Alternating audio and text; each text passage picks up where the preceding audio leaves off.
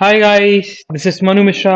So welcome back with the session जिसमें आज हम लोग द हिंदू न्यूज़पेपर का एनालिसिस करेंगे of the 27th of November का। और हाँ, एक इम्पॉर्टेंट अनाउंसमेंट। कल के कल के एनालिसिस की हम बात करें, कल के 26 नवंबर के एनालिसिस की हम बात करें तो वो वीडियो 25th का डल गया था, है ना। So it's a fault from the technical team. तो उसको रेक्टिफाई करा दिया जाएगा अभी।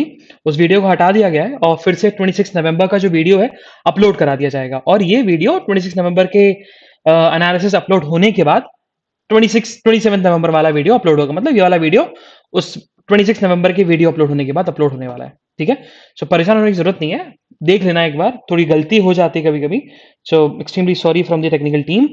सो yeah, so next from the next time we'll make sure कि आप लोगों को ऐसे कभी प्रॉब्लम फेस ना करनी पड़े। Chalo. So here we start the analysis of today's newspaper. So the first news, it's about the new variant, or we can say the third wave. So there is a speculation कि एक third wave फिर से आ सकती है Covid 19 की। और जो हम बात करें, सेकेंड वेव आई थी ना, सेकेंड वेव में अगर किसी वेरिएंट का सबसे बड़ा कंट्रीब्यूशन था सबसे ज्यादा केसेस आने में कोविड 19 के, तो वो था डेल्टा वेरिएंट, जिसको बोला भी गया था इंडियन वेरिएंट। फिर बाद में WHO में ये ऑब्जेक्शन रेज भी किया गया था, भैया आप कंट्री के नेम पर आप क्यों वेरिएंट निकाल रहे हो? ऐसे तो फिर चाइना से वायरस इवॉल्व हुआ है, तो उसको आप चाइना वायरस बोलिए। तो उसके बाद फिर अल्फा, बीटा, गामा, डेल्टा, ये सब नाम रखे गए वेरिएंट्स के। अभी जो है, जो नया वेरिएंट आया, वो वेरिएंट आया साउथ अफ्रीका से, and the name of the variant is omicron. ठीक है। तो omicron is a new variant of the concern which can bring the third wave of COVID 19 in the world, और we can say in India. Okay. Formula याद करने की बिल्कुल जरूरत नहीं है कि उस वेरिएंट का फॉर्मूला क्या है। Okay, just leave it. Moving further towards the next news, so it's about the संयुक्त किसान मोर्चा। तो बिफोर दी 3 फार्म लॉज, सबके अपने अपने यूनियन से डिपेंड करता था। यूपी, वेस्टर्न यूपी का यूनियन अलग था, पंजाब में फार्मर्स यूनियंस अलग थे। तो there are different farmers unions. लेकिन जब 3 फार्म लॉज आए, तो ये सारे फार्मर्स के यूनियन जो है, majority of the farmers union एक साथ जुड़ गए और उन्होंने एक ऑर्गेनाइजेशन बनाया जिसका नाम था संयुक्त किसान मोर्चा।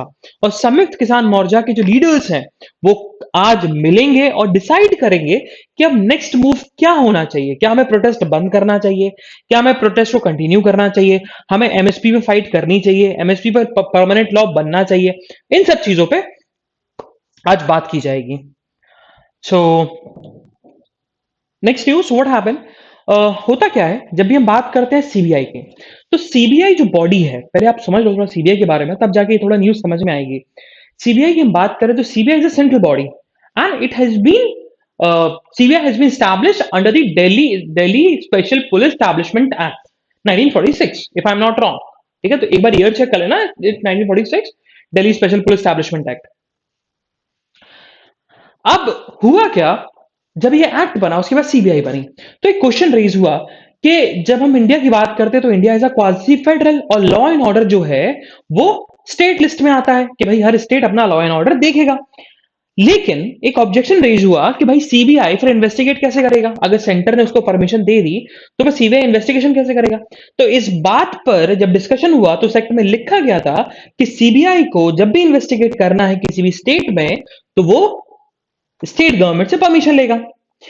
लेकिन फिर एक और क्वेश्चन अराइज हुआ कि चलो ठीक है, अगर स्टेट की बात नहीं हुई, अगर जुडिशरी की बात हुई, तो उसमें क्लैरिफिकेशन ये आई थी कि भाई जुडिशरी मतलब जब हाईकोर्ट की बात होगी तो हाईकोर्ट से परमिशन लेनी पड़ेगी, है ना। सुप्रीम कोर्ट की बात हुई, सुप्रीम कोर्ट से परमिशन लेनी पड़ेगी। और अभी जो केस था वो हुआ क्या कि इलाहाबाद हाईकोर्ट के एक जज हैं जिनका नाम है SN शुक्ला, रिटायर्ड जज हो चुके हैं। तो जब उन्होंने जजमेंट दिया था, जब वो जज थे, उन्होंने जजमेंट दिया था, और वो judgement it's about a school. Judgement is about a school. और स्कूल के साथ साथ उसमें यह था कि उन्होंने ऐसे एलिगेशन लगाए गए थे उनपे कि उन्होंने फेवर होके, उन्होंने मतलब फेवर दे दिया था स्कूल को, और जजमेंट उस बेस पे दिया था, मतलब नेचुरल जस्टिस के प्रिंसिपल का ब्रीच किया था। बायस थे, मतलब बायस जजमेंट दिया। इस बात पर सीबीआई ने, ठीक है, इस बात पर सीबीआई ने इलाहाबाद हाईकोर्ट से परमिशन मांगी कि भैया क्या हम SN शुक्ला जो कि रिटायर्ड जज हैं उनके अगेंस्ट एक्शन ले सकते हैं, इन्वेस्टिगेट कर सकते हैं? तो सीबीआई को सैंक्शन मिल गई है टू प्रोसिक्यूट द एक्स जज of Allahabad high court. Okay, तो एक चीज समझना, पहली बात तो सीबीआई के बारे में पढ़ना, सीबीआई के पढ़ने के बाद उसके बाद ये पढ़ना कि सीबीआई फंक्शन कैसे करती है अगर किसी स्टेट में उनको इन्वेस्टिगेट कराना है तो। Moving further, so what happen, तो एक एग्जीबिशन, एक म्यूजियम एग्जीबिशन लगाई जाती है कलकत्ता में जिसका नाम है गैर बेर, ठीक है, तो गैर बेर। सो गैर बेर is a popular museum exhibition. It's been conducted from the last 2 centuries in the city of Calcutta. Okay, अब वो है कि वो अब खत्म हो जाएगी, वो शट डाउन कर दिया जाएगा। Okay, the reason being is क्योंकि जिस हाउस में एग्जीबिशन कराई जाती थी वो बिल्डिंग बहुत पुरानी हो चुकी है, तो इसके चलते अब जो पॉपुलर म्यूजियम एग्जीबिशन होता था, अच्छा ये आर्ट एंड कल्चर स्पेसिफिकली हम बात करें तो एंशिएंट इंडिया के पर्सपेक्टिव से बहुत इंपॉर्टेंट हो जाता है। एंशिएंट इंडिया, मिडिवल इंडिया के पर्सपेक्टिव बहुत इंपॉर्टेंट हो जाता है, specially art from the art and culture. So ये लिखना जरूर एक जगह नोट डाउन कर लेना कि भैया, क्योंकि कभी कभी करंट के इश्यूज पूछते जाते हैं, जैसे पूछते जाएगा भाई ये गैर बैर किससे रिलेटेड है। सो हमें पता होना चाहिए ना कि it's a museum exhibition. Okay, कहाँ होता है? कलकत्ता में होता है। तो अब वो शट डाउन हुआ जा रहा है, तो ये करंट का इशू है। So write it down in some notebook. Moving further, so हमें सिटी की न्यूज नहीं पढ़नी है, हम लोग सिटी की न्यूज को स्किप करेंगे। Will move to the state page. So what happen, Manohar Lal Khattar prime minister Modi से मिले, मतलब हरियाणा के जो चीफ मिनिस्टर हैं मनोहर लाल खट्टर, हमारे इंडिया के प्रधानमंत्री, इंडिया के प्राइम मिनिस्टर, उन्होंने मोदी जी से मुलाकात करी। अभी देखा जाए तो हर स्टेट में जितनी भी गवर्नमेंट्स है वहां पर ज्यादा बात हो रही है कैबिनेट एक्सपेंशन को लेकर। छत्तीसगढ़ में बात हो रही है आपकी, मध्य प्रदेश में पहले बात हो चुकी है आपकी, यूपी में कैबिनेट एक्सपेंशन हुआ था, राजस्थान में कैबिनेट एक्सपेंशन हुआ। अभी जो है कैबिनेट एक्सपेंशन की बात हरियाणा में चल रही है, क्योंकि हरियाणा में अभी भी 2 वैकेंसीज खाली है, मतलब उनको मिनिस्टर बनाया जा सकता है, स्टेट गवर्नमेंट में मिनिस्टर बनाया जा सकता है, उसकी 2 सीट्स खाली हैं। तो उस चीज को लेकर मनोहर लाल खट्टर प्राइम मिनिस्टर मोदी से मिले और उन्होंने ये बोला है कि जो 2 वैक्सीन्स हैं, 2 वैकेंसीज हैं, नॉट वैक्सीन्स, 2 वैकेंसीज हैं मिनिस्ट्री में, वो जल्दी से जल्दी फिलअप करा जाएगा और कैबिनेट को एक्सपेंड किया जाएगा। Moving further, so this something about advertisement तो नहीं पढ़ना है, we move to the state page again. So what happened, तो कल एक रिपोर्ट निकल के आई कि अगर हम वेस्ट बंगाल में इलेक्शंस की बात करें जो कि इस साल कंडक्ट हुए थे 2021 में, उस 2021 में होता क्या है देखो। Before the result of the election, before the polls, जितनी भी क्वेरीज हैं या जितनी भी प्रॉब्लम्स हैं इलेक्शन से रिलेटेड, वो सारी की सारी कहां जाती है? इलेक्शन कमीशन ऑफ इंडिया के बाद। ये हम बात कर रहे हैं जनरल इलेक्शन और state assembly, state legislative assemblies के इलेक्शन की बात है ना। पूरी की पूरी पावर किसके पास है? इलेक्शन कमीशन ऑफ इंडिया के पास, स्टेट लेजिस्लेटिव असेंबलीज के इलेक्शंस में और जनरल इलेक्शन में। लेकिन बिफोर द रिजल्ट, जैसे ही रिजल्ट डिक्लेयर होता है और किसी कैंडिडेट को या किसी पर्सन को उस इलेक्शन से प्रॉब्लम होती है तो वो सुप्रीम कोर्ट या हाई कोर्ट अप्रोच कर सकता है। तो after the West Bengal polls there are 15 petitions has been filed, 15 petition has been filed and it's about the elections, है ना। इन दी हाई कोर्ट में 15 पिटीशन फाइल्ड है, जिसमें से 10 तो बीजेपी कैंडिडेट ने फाइल करी है कि भाई जो इलेक्शन में हुआ है वो गलत हुआ है, गलत तरीके से इलेक्शन कराए गए। और बाकी जो बचे वो 5 टीएमसीज के हैं, जिसमें से एक खुद ममता बनर्जी ने फाइल करी है, जो वो खुद इलेक्शन हार गई थी। Moving further, so will move to the editorial page. अच्छा, ये वाला एडिटोरियल आपको खुद से पढ़ना है, शोर अप दी लाइफलाइन। ये लिखा गया एडिटोरियल क्यों? क्योंकि हमने कल न्यूज में पढ़ा था कि कल कैबिनेट ने 10,000 करोड़ रुपीस का एडिशनल फंड जो है वो मनरेगा में एलोकेट कर दिया है, उससे रिलेटेड है, तो पढ़ना जरूर। ओके, और बहुत इजी सा दिया, हमने बहुत बार डिस्कस किया है कि मनरेगा, अच्छा अब थोड़ा सा बैकग्राउंड जरूर समझ लेना इसका कि मनरेगा होता क्या है। मनरेगा, अच्छा MNREGA is a rural employment scheme. तो अब क्वेश्चन उठता है कि अर्बन एम्प्लॉयमेंट स्कीम है? तो नहीं है।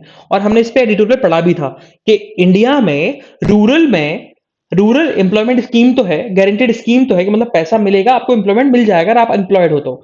लेकिन अर्बन एरियाज में ऐसी कोई स्कीम नहीं है जिससे अर्बन अनएम्प्लॉयड को एम्प्लॉयमेंट दिया जा सके। तो उसके लिए गवर्नमेंट ने कोई अभी तक स्कीम तो नहीं बनाई, लेकिन हाँ स्किल डेवलपमेंट स्कीम उन्होंने बनाई है। स्किल डेवलपमेंट स्कीम का मतलब होता है कि भैया कि हम आपकी स्किल को एनहेंस करेंगे और आप फिर अपना काम ढूंढ सकते हैं, या फिर अपना खुद का आप स्टार्टअप या खुद का आप बिजनेस खोल सकते हैं, स्मॉल बिजनेस खोल सकते हैं। लेकिन कोई अर्बन एरिया में कोई ऐसा स्कीम नहीं है, रूरल में है, that is MNREGA, Mahatma Gandhi national national rural employment guarantee scheme, जिसके चलते आपको हर साल अनस्किल्ड लोगों को हर साल 100 दिन का काम दिया जाएगा। 100 days, 3 out of 365 days 100 days का आपको काम मिलेगा। मैक्सिमम कैन बी 150, लेकिन वो डिपेंड करता है, अगर पैंडेमिक का समय आ गया तो डेज को एक्सटेंड कर देगा 150 तक। ठीक है, तो अभी सबसे बड़ा इशू यही था कि जब 2021 का फिस्कल बजट आया था, गवर्नमेंट ने जब बजट प्रेजेंट किया था, तो उसमें जो बताया था कि इतना फंड एलोकेट किया जाएगा मनरेगा को, वो अभी ही खत्म हो गया, आधे ही पीरियड में खत्म हो गया, बल्कि नेगेटिव में जा चुका है। ये चीज बताई गवर्नमेंट ने। तो इसके चलते बहुत बड़ा कंसर्न था, तो और पैसा जो है वो कंसोलिडेटेड फंड ऑफ इंडिया से निकलेगा, और कंसोलिडेटेड फंड ऑफ इंडिया से पैसा निकालने के लिए पार्लियामेंट को बिल पास करना पड़ेगा, लेकिन पार्लियामेंट में तो है नहीं। तो इसके चलते इमरजेंसी फंड जो है वो कैबिनेट दे सकता है कुछ स्मॉल अमाउंट। सो देखा जाए तो 10,000 crore rupees is a very small amount from the government perspective, है ना। Moving further, so we'll move to the next news, that is about the next editorial, that is about the Indian agriculture needs a Varghese Kurin। अब ये है क्या, देखो, अगर हम बात करें तो एडिटोरियल जो लिखा गया, ये एडिटोरियल लिखा गया किस बेसिस पे? ये लिखा गया है कि रिसेंटली नहीं, ये बात तो बहुत पुरानी हो चुकी है, कि मिल्क मैन ऑफ इंडिया जिनको बोलते हैं वर्गीस कुरीन, तो वर्गीस कुरीन देखा जाए तो उन तो इंडिया के कोऑपरेटिव सोसाइटी के बारे में है ये। इंडिया के कैसे इंडिया में कैसे हम लोग इकोनॉमी को बूस्टअप ला सकते हैं, इकोनॉमी बूस्टअप ला सकते हैं। अब इनकी पूरी कहानी समझाएगी, तो बताया गया कि कैसे वर्गीस कुरीन ने अमूल को स्टैब्लिश किया, है ना। अच्छा, अमूल का भी फुल फॉर्म है, तो Amul is something is about the कि आनंद मिल्क यूनियन लिमिटेड। ठीक है, आनंद एक गांव है गुजरात में, तो वहां के लोगों से ये स्टार्ट हुआ था। ये सोसाइटी ये सोसाइटी स्टैब्लिश हुई थी, कॉर्पोरेट सोसाइटी स्टैब्लिश हुई थी, और अमूल आज कितना सक्सेसफुल है। तो आज में दो क्वेश्चन भी रेज किए गए, वो पढ़ेंगे अपन। सबसे पहले अपन एडिटोरियल को स्टार्ट करते हैं। तो देखो, और एडिटोरियल इस वजह से लिखा गया क्योंकि आज 26 ऑफ नवंबर को, सॉरी कल मतलब 26 of November, it's a 100th anniversary of आपकी वर्गीस कुरियन, है ना। 100th anniversary, 100th birth anniversary थी उनकी, वर्गीस कुरियन की, इसलिए एडिटोरियल लिखा गया। तो यही बताया गया कि हम वर्गीस कुरियन की हम जैसी बात करते हैं तो हमारे दिमाग में एक ही बात आती है, दैट इज अमूल। तो इस वजह से हम उनको बुलाते हैं क्या, also known as milk man of India. Okay, और उन्होंने इंडिया को उस पोजीशन पे रख दिया, ऐसा ऐसा ऐसा दुनिया के सामने दिखाया कि इंडिया के लोग अगर कोऑपरेटिव सोसाइटी बनाते हैं तो बड़े बड़े एमएनसीज और बड़े बड़े मल्टीनेशनल कंपनीज, बड़े बड़े इंटरनेशनल ब्रांड से भी फाइट कर सकते हैं। तो अभी हम बात करें तो इंडिया में कोई सक्सेसफुल मिल्क ब्रांड है तो दैट इज अमूल, और वो किसी कोई एमएनसी नहीं है कोई वो। Okay, it's basically it's a cooperative society, उसके बारे में बताया गया। अब वही बताया गया कि हम जब वर्गीस कुरीन की बात करें तो वर्गीस कुरीन कोई एग्रीकल्चरिस्ट नहीं थे। वर्गीस कुरीन बेसिकली कोई एग्रीकल्चर को रिलेटेड था ही नहीं। Verghese Kurien is belong to the Kerala, is upper middle class Christian. उनकी जो एजुकेशन हुई है वेस्टर्न यूनिवर्सिटी से हुई है, और सब्जेक्ट कौन सा था, मेटलर्जी। बट उन्होंने जो वो फेमस किस बेस पे है, एग्रीकल्चर पर। एग्रीकल्चर फील्ड में उन्होंने बहुत अच्छा काम किया, फार्मर्स के लिए, रूरल रूरल इंडिया के लिए उन्होंने बहुत अच्छा काम किया। देन उन्होंने बताया कि उनका मॉडल क्या था। तो जब हम उस समय बात करें, जब अमूल सेटअप हुआ था, अमूल स्टैब्लिश हुआ था, जब अमूल स्टैब्लिश नहीं हुआ था, तब कॉर्पोरेट सोसाइटीज नाम की कोई ऐसी चीज थी नहीं, और थी भी तो बहुत लोअर लेवल पे थी। कॉर्पोरेट बैंक्स हुआ करते थे और उनको इतना सक्सेसफुल नहीं माना जाता था, है ना। लेकिन वर्गीस कुरीना एक आइडिया के साथ, to have a corporate society, कि वो अमूल को ना ही तो वो पब्लिक सेक्टर पीएसयू बनाना चाहते थे, ना ही प्राइवेट कॉर्पोरेट एंटिटी बनाना चाहते थे। तो इसके लिए उन्होंने क्या क्या उन्होंने लिया, उन्होंने पिकअप किया कि हम लोग will make Amul as a cooperative model, corporate society, जिसमें सब लोगों का कंट्रीब्यूशन होगा। और स्पेशली अमूल ने विमेन एम्पावरमेंट में बहुत ज्यादा काम किया, बहुत ज्यादा काम किया विमेन एम्पावरमेंट को लेकर। रूरल डेवलपमेंट में तो किया किया, रूरल एम्प्लॉयमेंट में तो किया किया, उसके साथ साथ उन्होंने वुमेन एम्पावरमेंट बहुत ज्यादा काम किया। और उनका उन्होंने जब अमूल स्टार्ट किया तो उन्होंने एक बहुत चीज बोली थी कि महात्मा गांधी का एक कोट था कि what the world need is not a mass production but production by the masses, है ना। इस दुनिया में मास प्रोडक्शन की जरूरत नहीं है, ना ही इस दुनिया को मास प्रोडक्शन की जरूरत है। जरूरत किसकी है, कि बहुत सारे लोग प्रोडक्शन करें। ये सबसे बड़ा क्वेश्चन, ये सबसे बड़ा बेसिकली पाथ था, और सबसे अच्छा तरीका था अगर हमें डेवलपमेंट देखना है कहीं पर भी। देन फिर अब क्वेश्चन उठता है कि अमूल कैसे फाइट कर गया इतने बड़े बड़े एमएनसी से। इतने बड़े बड़े इंटरनेशनल कंपनीज से? तो उसका आंसर जो है वो एच एम दलाया ने बताया। तो एच एम दलाया की हम बात करें तो इज अ डेयरी इंजीनियर। उन्होंने अमूल में, अमूल क्या है, इट्स अ मिल्क प्रोडक्ट है ना, मिल्क होता है, मिल्क के प्रोडक्ट्स होते हैं। तो उन्होंने क्या किया था, उन्होंने बफेलो मिल्क को स्किम मिल्क पाउडर और कंडेंस्ड मिल्क में कन्वर्ट करने की स्ट्रेटेजी देख ली थी, डिस्कवर कर लिया था, वो तरीका उनके पास आ गया था, है ना, वो तरीका उन्होंने कर लिया था कि बुफेलो मिल्क को हम लोग स्किम मिल्क पाउडर और कंडेंस्ड मिल्क में कन्वर्ट कर लेंगे। तो and that single innovation have made Amul a distinct competitive advantage. इसके चलते अमूल के पास क्या हुआ, एज आ गया, कॉम्पिटिटिव एज आ गया। और अमूल जो है वो अभी भी बहुत सारे ब्रांड से आगे है। लेकिन now the two question arise कि वर्गीस कुरीन, पहला क्वेश्चन जो बताया कि वर्गीस कुरीन तो 2012 में डेथ हो गई थी उनकी, इवन दो इतने सालों के बाद भी अमूल इतना अच्छा परफॉर्म क्यों कर रहा है? और दूसरा कि कॉपरेटिव मूवमेंट जो जनरली हम बात करें तो in a journal met it's a professed objective of economic transformation at grass root level. ठीक है, तो कॉपरेटिव मूवमेंट जो है वो कितना दूर है कि हम ग्रास रूट लेवल पर हम लोग उसको इकोनॉमिक ट्रांसफॉर्मेशन ला सकें, कितना दूर है? तो उसको लेकर ऑथर ने फिर खुद बताया कि हम बात करें तो वर्गीस कुरीन ने कॉर्पोरेट सोसाइटी बनाई जरूर थी, कॉर्पोरेटिव ग्रुप बना जरूर लिया था अमूल में, लेकिन अपने आप को कोई ऐसी पोजीशन नहीं दी थी कि उनके जाने से अमूल को बहुत बड़ा इंपैक्ट पड़ेगा। उन्होंने सबको एक self independency, self help group जैसे होती है ना विमेंस में सेल्फ हेल्प ग्रुप, वैसा ही उन्होंने बना दिया था कि आप अपनी खुद की मदद करिए, आप जाइए दूध दीजिए, दूध का प्रोडक्शन होगा और दूध बिकेगा, जितना दूध बिकेगा उतना आपको पैसा मिलेगा और आप खुद भी दूध बेच सकते हैं। सो एम्प्लॉयमेंट भी इंक्रीज हुआ क्योंकि अमूल फैक्ट्री में लोग काम तो करते हैं, तो वहीं फार्मर्स लोग ही काम करते थे जिनके पास फार्मिंग के बाद भी उनके पास समय बचता था। उसी को लेकर ऑथर ने फिर आगे यही बताया। ऑथर का ये कहना है कि देखो अमूल सक्सेसफुल तो रहा, लेकिन अमूल की तरह और कोई ऐसा कोई सिमिलर मूवमेंट नहीं आ पाया जो एग्रीकल्चर कमोडिटीज को बूस्ट अप कर पाए, ऐसा कोई नहीं आ पाया। अब ऑथर ने फिर ये बताया कि पैंडेमिक जो है, ये पैंडेमिक के आने से अर्बन रूरल डिवाइड तो हुए हैं, डिवाइड तो इंक्रीज हुआ है, बहुत ज्यादा डिवाइड इंक्रीज हो गया है ना। और कॉर्पोरेट सेक्टर जो है billions of rupees market, share market से पैसा कमा रही है बहुत ज्यादा, और इनकम जो है वो रूरल इंडिया से खत्म होता जा रहा है। तो अब समय आ चुका है कि एक और ऐसी स्ट्रेटेजी आए, जैसे अमूल आया था रेवोल्यूशन लेके आया था, वैसा ही एक रेवोल्यूशन आए रूरल इंडिया में, जिससे जो इनकम ड्राई अप हो रही है रूरल इंडिया से वो ड्राई अप ना हो और रूरल इंडिया में फिर से पैसा आ जाए। क्योंकि without without money in the rural India, India कभी भी ग्रोथ नहीं कर सकता, क्योंकि majority of the population lives in India. तो एक इनकम डिवाइड आ जाएगा, एक इकोनॉमिक डिवीजन आ जाएगा, जो कि बहुत गंदा होगा। मतलब एक तरीके से जो कार्ल मार्क्स ने खुद बोला था ना, कैपिटलिज्म के नुकसान, तो कैपिटलिज्म के नुकसान देखने को मिलेंगे और इंडिया में दिख सकते हैं कैपिटलिज्म के नुकसान, कि एक सोशल डिवीजन देखने को मिल जाए कि रिच पीपल बहुत रिच है, पुअर पीपल जो कि मेजोरिटी है जिनकी, वो बहुत ज्यादा पुअर है। Moving further, move to the national news. So what happened?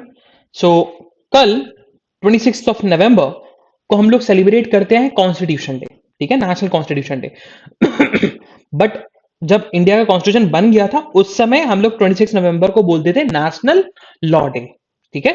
लेकिन उसका नाम चेंज करके हम नेशनल कॉन्स्टिट्यूशन डे कर दिया, क्योंकि 26 नवंबर को कॉन्स्टिट्यूशन बन के तैयार हुआ था, इसलिए। ओके, कभी भी पूछेगा ना नेशनल कॉन्स्टिट्यूशन डे 26 नवंबर को क्यों मनाते हैं, सबका रीजन होता है, why we celebrate republic day on 26 of January, because of Purna Swaraj. Why we celebrate independence day on 15th of August, reason being क्योंकि जापान ने सरेंडर किया था सेकंड वर्ल्ड वॉर के समय before the British navy, British royal navy, जिसके चलते mount batten को 15th अगस्त उनके लिए बहुत प्रोमिनेंसी रखता था, इसके चलते इंडिया को इंडिपेंडेंस मिली थी। तो वैसे ही क्वेश्चन पूछा जा सकता है कि भाई 26 ऑफ नवंबर को हम लोग नेशनल कॉन्स्टिट्यूशन डे क्यों मनाते हैं? So the reason is why we celebrate National Constitution Day, because on 26 of November हमारा संविधान जो है वो बन के तैयार हुआ था और इंप्लीमेंट 2 महीने बाद पूरे तरीके से 26 ऑफ जनवरी से हो गया था, है ना, पूरे तरीके से। हाँ, कुछ प्रोविजन तो 26 नवंबर से इंप्लीमेंट हो गए थे, जैसे आर्टिकल 14 इंप्लीमेंट हो गया था, है ना, इलेक्शंस कंडक्ट कराने इंप्लीमेंट हो गया था, प्राइम मिनिस्टर, प्रेसिडेंट, ये सारी चीजें भी इंप्लीमेंट हो गई थी। अब क्वेश्चन उठता है कि भाई कॉन्स्टिट्यूशन बनाया किसने? तो कॉन्स्टिट्यूशन बनाया किसने? कॉन्स्टिट्यूंट असेंबली ने। कॉन्स्टिट्यूंट असेंबली की पहली मीटिंग कब हुई थी? इट्स ऑन 9th दिसंबर 1946, ठीक है, 9 दिसंबर 1946 को पहली मीटिंग हुई कॉन्स्टिट्यूंट असेंबली की, जिन्होंने हमारा कॉन्स्टिट्यूशन बनाया। और तभी तो बोलते हैं कि कॉन्स्टिट्यूशन जो बन के तैयार कितने दिन में हो गया था? 2 years 11 मंथ 18 डेज। तो अगर आप कैलकुलेट करोगे ना 9 दिसंबर 1946 से लेकर 26 जनवरी 1949 तक, तो आपको 2 साल 11 महीने 18 दिन ही मिलेंगे। तो कल कॉन्स्टिट्यूशन डे था, नेशनल कॉन्स्टिट्यूशन डे था, जिसमें प्रेसिडेंट ने यही बोला है कि एमपीज मेंबर्स ऑफ पार्लियामेंट जो है वही पार्लियामेंट की डिग्निटी को डिफेंड कर सकते हैं। They are the defenders of the dignity of the parliament. Okay, moving further, so Kapil Sibal ने बोला है कि सुप्रीम कोर्ट ने जो ऑर्डर दिया था कि त्रिपुरा में फ्री एंड फेयर इलेक्शंस होने चाहिए, बहुत सारे पैरामिलिट्री फोर्सेस को डिप्लॉय करिए, फ्री एंड फेयर इलेक्शंस हो, तो कपिल सिब्बल ने यह बताया कि सुप्रीम कोर्ट के ऑर्डर्स को नहीं माना जा रहा है इन दी स्टेट ऑफ त्रिपुरा, क्योंकि वहां पर फ्री एंड फेयर इलेक्शंस नहीं हो रहे, मीडिया को रिस्ट्रिक्ट किया गया है, अनरिस्ट्रिक्ट मीडिया एक्सेस है ही नहीं। मूविंग फर्दर, सो नीति आयोग की रिपोर्ट निकल के आई, उसमें यही बताया कि 50% ऑफ द बिहार पॉपुलेशन जो है वो मल्टी डायमेंशनली पुअर है, ये बताया गया। और जब मल्टी डायमेंशनल पुअर की हम बात करते हैं, तो मल्टी डायमेंशनल पुअर का मतलब है कि बहुत सारे डायमेंशन, मतलब फूड से भी है, हाउस होल्ड से भी है, अब उनके पास खाने को नहीं है, उनके पास पहनने को नहीं है, तो पॉवर्टी जो है डिफरेंट लेवल पे होती है।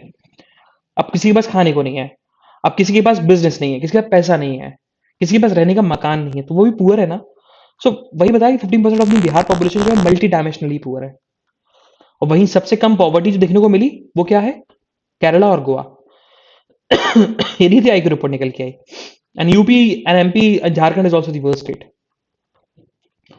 मूविंग फर्दर, सो हमारे जो एक्सटर्नल अफेयर मिनिस्टर हैं एस जयशंकर, उन्होंने यही बोला है कि रशिया, इंडिया और चाइना की जो मीटअप होगी वो इंडो पैसिफिक में जो गैप देखने को मिला है रशिया, चाइना और इंडिया के बीच में, वो गैप फिलअप किया जाएगा, in the Indo Pacific region में देखने को मिल रहा है। तो वही बताया गया कि भाई व्लादिमीर पुतिन जो है for the 21st India Russia summit के लिए 6 दिसंबर को इंडिया आ सकते हैं। मूविंग फर्दर, सो यही बताया गया, India in talk with Pakistan over Afghan add.